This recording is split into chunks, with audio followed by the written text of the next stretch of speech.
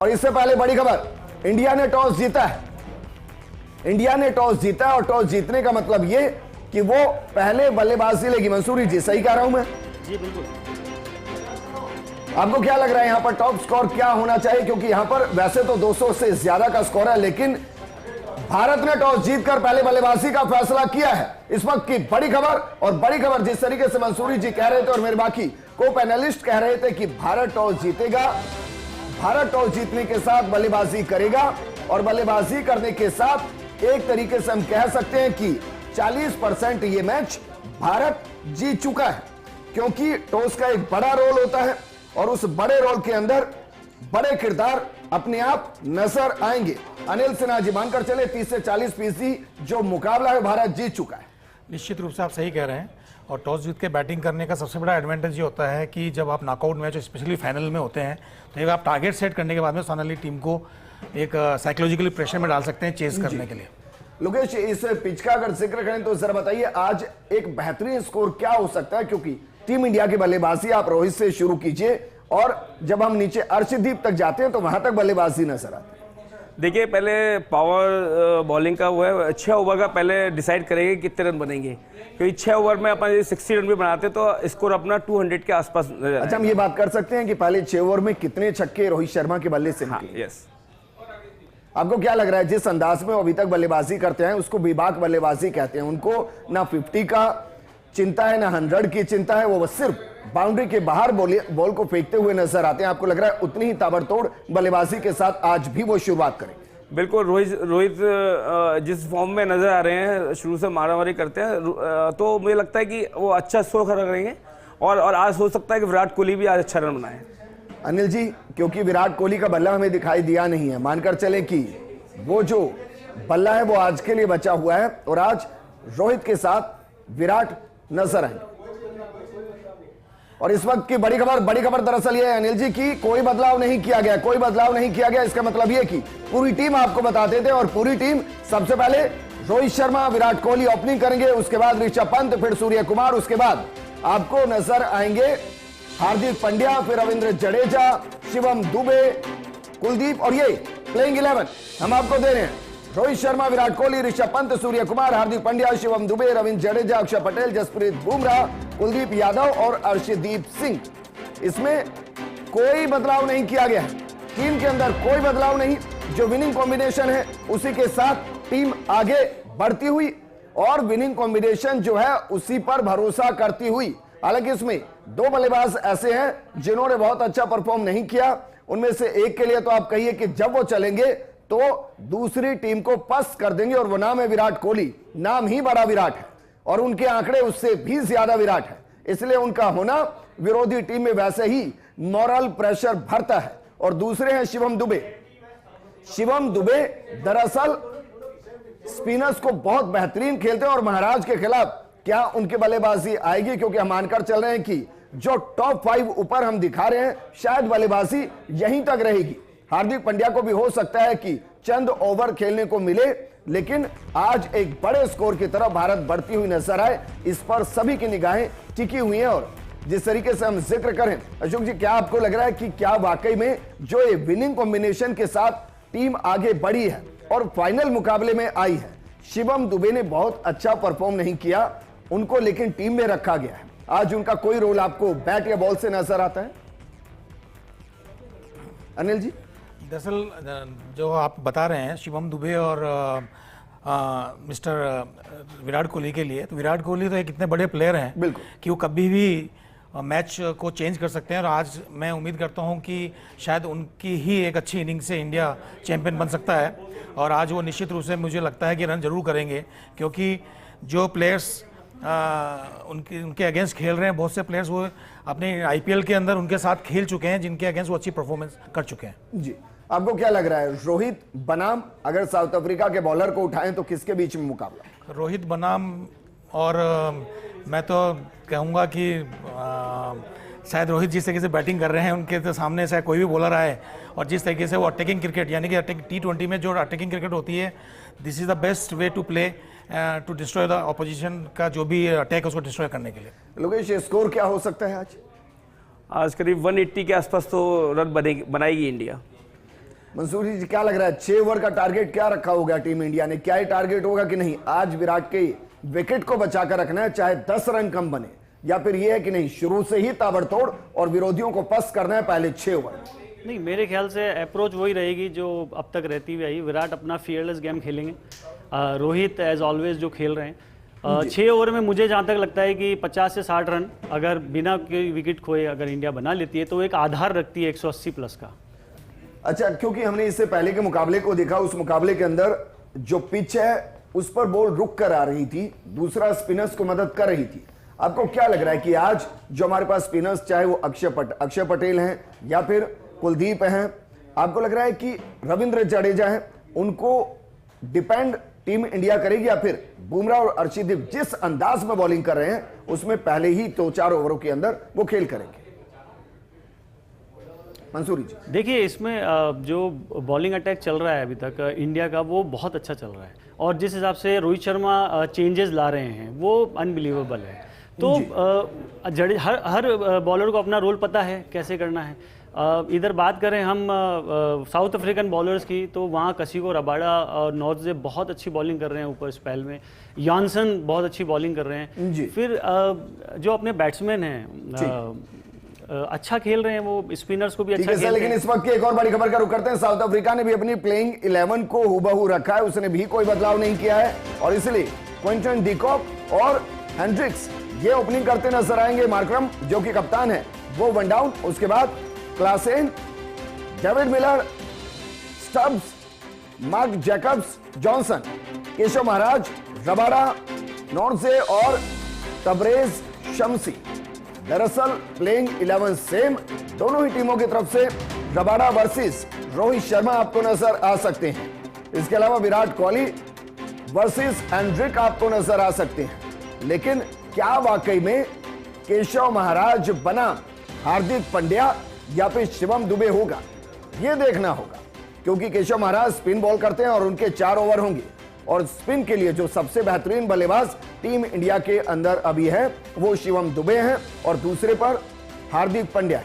लेकिन दोनों ही टीमों ने अपनी जो विनिंग प्लेइंग 11 है उसमें बदलाव नहीं किया, और इस पूरे वर्ल्ड कप के अंदर यही 2 टीमें हैं जो 12 खिलाड़ियों के साथ खेली हैं, यानी कि दोनों ने एक एक बदलाव इससे पहले किया, लेकिन फिलहाल दोनों ने ही कोई बदलाव नहीं किया है और दोनों विनिंग कॉम्बिनेशन के साथ ही आगे बढ़ रहे हैं। लोकेश, क्या इसका एक मेंटली क्या सोचते हैं खिलाड़ी, सोचते हैं कि भाई चलिए कोई बात नहीं, एक आधा खिलाड़ी अच्छा परफॉर्म नहीं करा कोई बात नहीं, लेकिन विनिंग कॉम्बिनेशन ये जो होती है ना कि अंधविश्वास कहिए या बाकी चीजें कहिए, क्या टीम इनके बारे में सोचती है?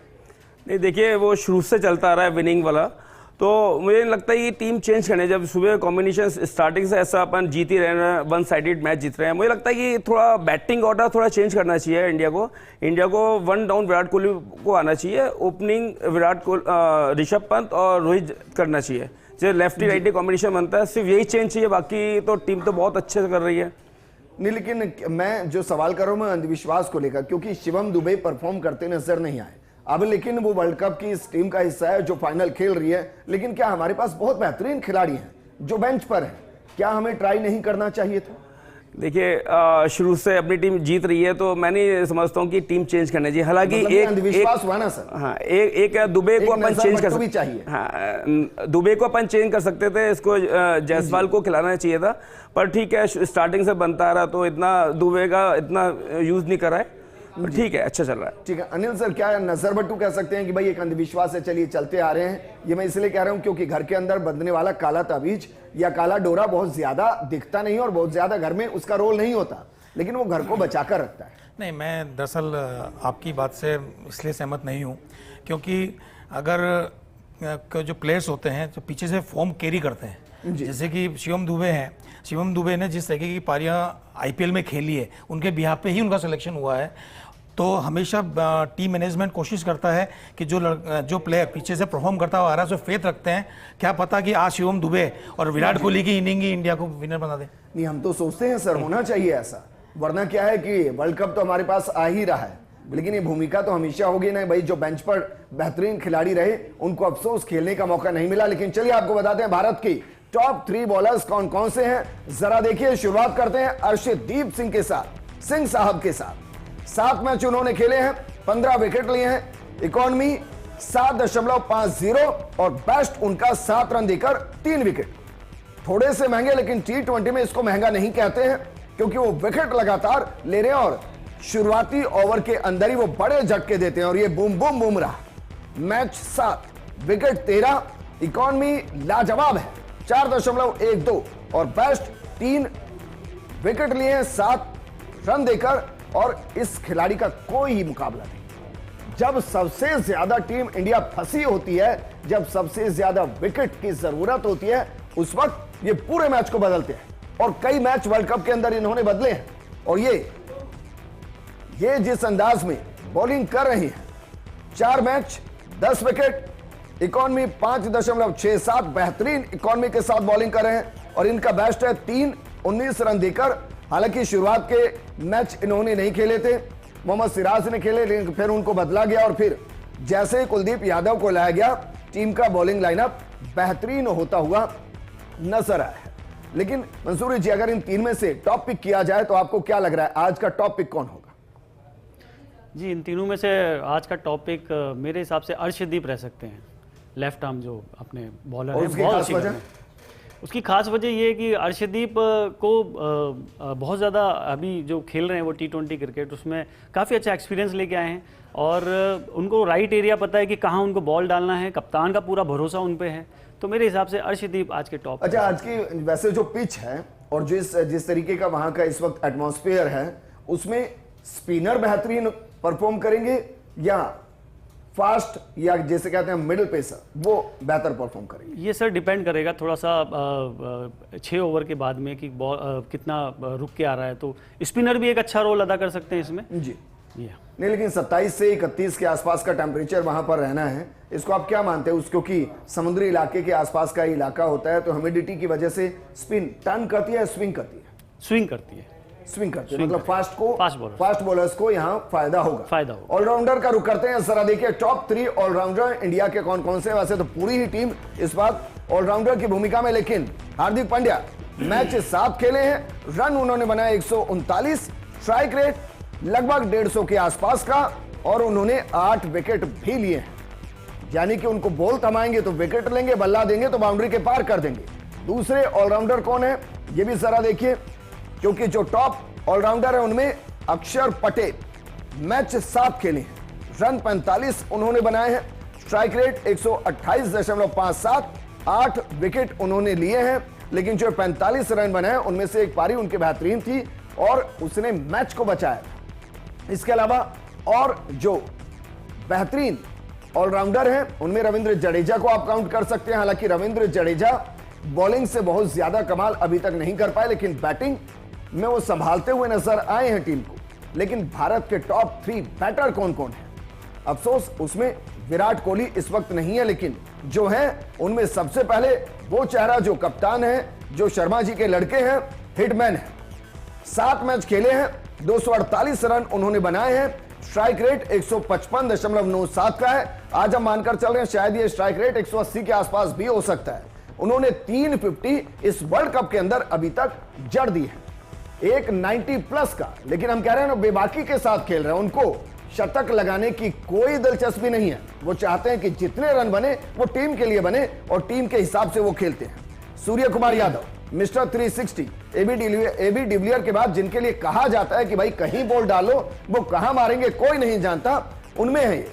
मैच 7 खेले हैं, रन 196 है, स्ट्राइक रेट 137.06। हालांकि इनके जो स्टाइल है उसको ये सूट नहीं करता। आज हम उम्मीद करेंगे अगर इनकी बल्लेबाजी आई तो इस स्ट्राइक रेट को भी वो बढ़ाते नजर आएंगे। 250 अभी तक वो लगा चुके हैं और जो अंतिम मैच था अभी सेमीफाइनल, उसमें एक बेहतरीन बल्लेबाजी उन्होंने रोहित शर्मा के साथ की थी।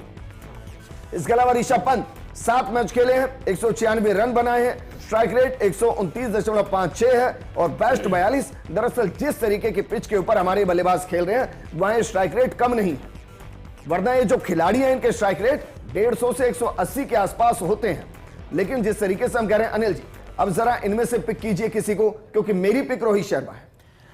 रोहित शर्मा निश्चित रूप से आपकी क्या सभी की पिक है, लेकिन आज के मैच में जो सबसे बड़ा रोल अगर प्ले करेंगे बीच में एक्सेलरेशन करने के लिए, क्योंकि जिस तरीके से आपने देखा कि अपन 172 अगेंस्ट इंग्लैंड इसलिए बना पाए कि जो उनके मेन स्ट्राइक बॉलर थे राशिद, उनको अपन ने बहुत अच्छी तरीके से हैंडल किया। आज अगर अपन शमशियों को जितने अच्छी तरीके से हैंडल करेंगे अपन उतने ही मैच विनिंग के चांसेस ज़्यादा हैं। इसमें सूर्य कुमार और ऋषभ पंत का बहुत बड़ा रोल रहेगा उनको हैंडल करने के लिए, कि उसी समय शायद वो बॉलिंग करने के लिए आएंगे पिछले मैच में। लेकिन मंसूरी जी, क्या वाकई में मैंने एक चीज देखी कि आप जितने भी बैट्समैन क्रीज पर आ रहे हैं, या तो वो आउट होकर जा रहे हैं, अगर वो खड़े हैं तो वो अच्छे से रन बना रहे हैं और बॉल से ज्यादा रन बना रहे हैं। क्या एक टीम इंडिया की नई स्ट्रेटजी है कि इसे बहुत फर्क नहीं पड़ता कि एक खिलाड़ी 70 बॉल में 60 बना रहा है, फर्क इससे पड़ रहा है कि सारे खिलाड़ी 25-25, 30-30 रन बना रहे हैं, लेकिन उसके लिए 10 से 12 बॉल खेल। नहीं, इससे फ़र्क नहीं पड़ता है, क्योंकि अकॉर्डिंग टू सिचुएशन चलता है गेम, कि आप कैसा विकेट बोल रहा है, सिचुएशन क्या है, कितने विकेट गिरे हैं, तो उस हिसाब से आप देखेंगे कि छोटा छोटा कंट्रीब्यूशन है हर खिलाड़ी का। जैसे ऋषभ पंत को आप देखेंगे तो उसने कोई बहुत बड़ी पारियां अब तक नहीं खेली, लेकिन 25, 30, 35, 40 तो इस तरह की पारियां खेल के उसने, जब विराट कोहली का बहुत जल्दी विकेट गिर गया, हर बार विराट कोहली आप देखें बहुत जल्दी विकेट गिर गया उनका, तो उसके बाद जो ऋषभ पंत ने छोटी छोटी पारियां खेली है, उससे आपने जो पावर प्ले है उसमें अच्छा एक कंट्रीब्यूशन दिया है, तो इससे कोई फर्क नहीं पड़ता है। मैं इसमें एक चीज़ और ऐड ऑन करना चाहूँगा कि अगर आप देखेंगे तो इसके अंदर जितने भी आपके बैट्समैन हैं वो बहुत कम बॉल कंज्यूम कर रहे हैं, चाहे वो रन कम ही बना रहे हैं, उससे प्रेशर आपके मेडिन बॉल्स के प्रेशर कभी नहीं आ रहे हैं, जो कि बहुत बड़ा प्लस पॉइंट है भी इन टीम इंडिया के बैट्समैन का।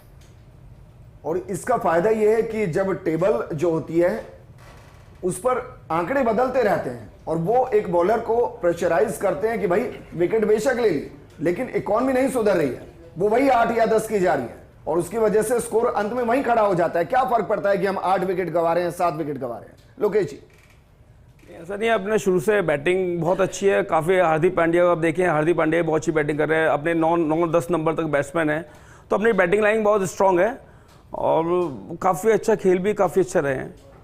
चलिए एक और इंटरेस्टिंग आंकड़ा आपको देते हैं, क्योंकि भारत ने टॉस जीता और पहले बल्लेबाजी करने का फैसला किया है।